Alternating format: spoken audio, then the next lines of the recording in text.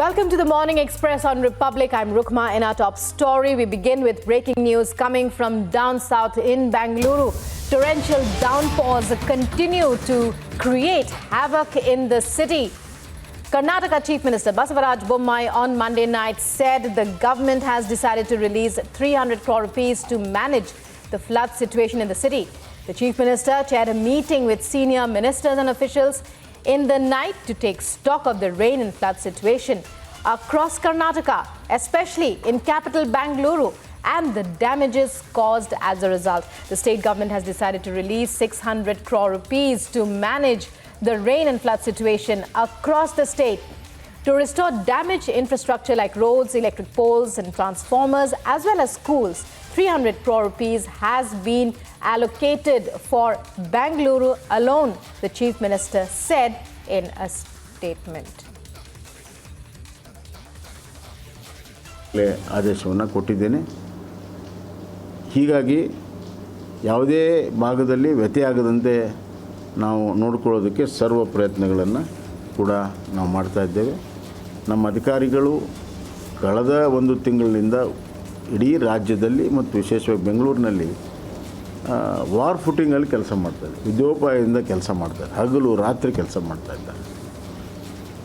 ಬೆಂಗಳೂರಿನ ಅತಿ ಹೆಚ್ಚು ಮಳೆ ಬಂದಿರೋದಕ್ಕೆ, ಬೆಂಗಳೂರಿನ ಅತಿ ಹೆಚ್ಚು ಇಂಥ ದೊಡ್ಡ ಮಳೆಗೆ ಯಾವುದೇ ರೀತಿಯ ಇನ್ಫ್ರಾಸ್ಟ್ರಕ್ಚರನ್ನು ನಾವು ಪೂರ್ವ ನಿಯೋಜಿತವಾಗಿ ಮಾಡದ ಕಾರಣದಿಂದ, ಮತ್ತು ಬೆಂಗಳೂರಿಗೆ ನಾವು ಮೊದಲು 8 TMCಗಳನ್ನು ಸೇರಿಸಿದ್ವಿ, ಆಮೇಲೆ 110 ಹಳ್ಳಿಗಳನ್ನು ಸೇರಿಸಿದ್ದೇವೆ.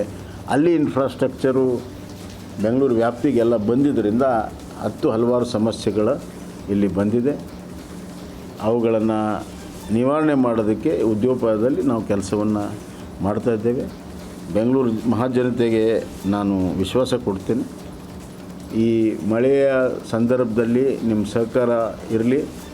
ಇದನ್ನು ನಾವು ಖಂಡಿತವಾಗೂ ಎದುರಿಸ್ತೇವೆ, ಸರಿಪಡಿಸ್ತೇವೆ. ಮತ್ತು ಮಳೆ ನಿಂತ ತಕ್ಷಣವೇ ಎಲ್ಲೆಲ್ಲಿ ಇನ್ಫ್ರಾಸ್ಟ್ರಕ್ಚರ್ ಕೊರತೆ ಇದೆ.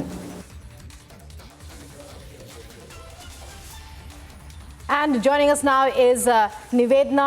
Nivedna is my colleague Nivedna. Nivedna, a very good morning to you. When we talk about Bengaluru, well, floods have been creating havoc over the years. As soon as there's heavy rain and questions are being raised, there's been an uproar. Now this time, however, it appears that the Chief Minister is likely, the state government is likely to take a number of concrete steps. What are you hearing? Right, so what we've been seeing in Bengaluru for the past couple of days is flood-like situation. This is also because of the fact that there's poor infrastructure which has been causing waterlogging-like situation. We've seen in those visuals how citizens of the city are suffering as well with, they're finding it, really hard in terms of, coming to terms with the situation, perhaps if that's one way to put it across. But on the other hand, he called for a meeting yesterday, including with officials and taking cognizance of the matter, because this is at utmost importance. If you look at those visuals, we could see BMTC buses being stuck. We saw that, even the Kempegowda International Airport was flooded as well. Now, coming to the latest update being that once he called for the meeting, they have said that they're sanctioning 600 crores for the state in terms of combating the situation, but 300 crores alone is being kept for Bengaluru. On the other hand, he has said that 1,500 crores will be kept for storm water drainage systems as well. But the work will only begin once, of course, the rain recedes. On the other hand, he also went on to, appeal to the citizens of Bengaluru, stating that they are going to be combating this issue, but he would like all the citizens of the city to cooperate with them. But he also mentioned that they are taking cognizance of the situation. He also went on to mention a point that in the past couple of years, the infrastructure of Bengaluru has taken a beating because many more areas have come in. We've also seen in the past couple of years how lakes have been encroached, which has caused a lot of issues, which is why the overflowing of lakes have also caused this. In fact, in the outer ring road of Bengaluru, if you have seen, is probably the most affected, where IT companies and banking sectors also had a loss of 225 crores. This issue was also brought and put forth to the Chief Minister of Karnataka, Basvaraj Bommai, which is why, taking stock of all the situation that is happening at the moment, they have come out with this particular announcement that they're releasing 600 crores, but 300 alone will be kept for Bengaluru to kind of combat from this situation, Rukma. Well, many thanks, Nivedna, for joining us there and for giving us all those details. And now moving on to other news stories. Bangladesh Prime Minister Sheikh Hasina arrived in India yesterday for her 4-day trip, in which she will discuss connectivity, energy, as well as food security, among a host of other issues. Here's more.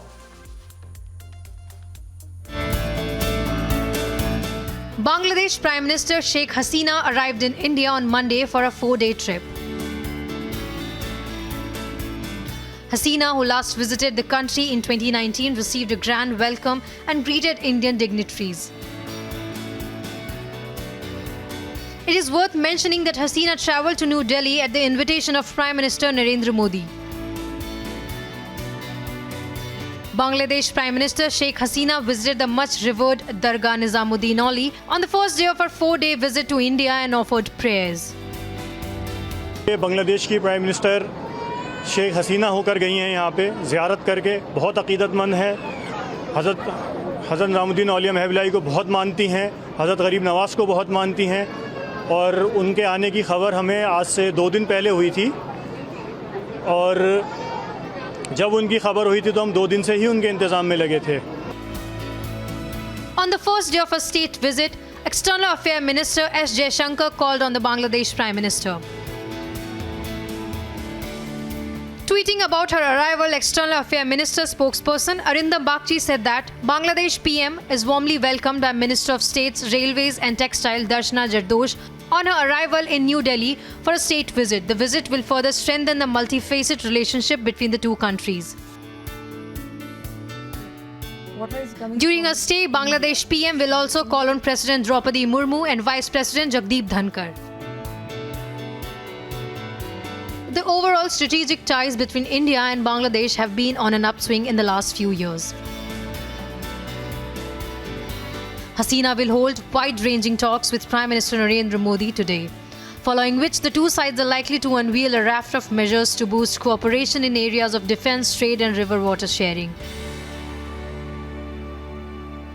Bureau Report, Republic TV.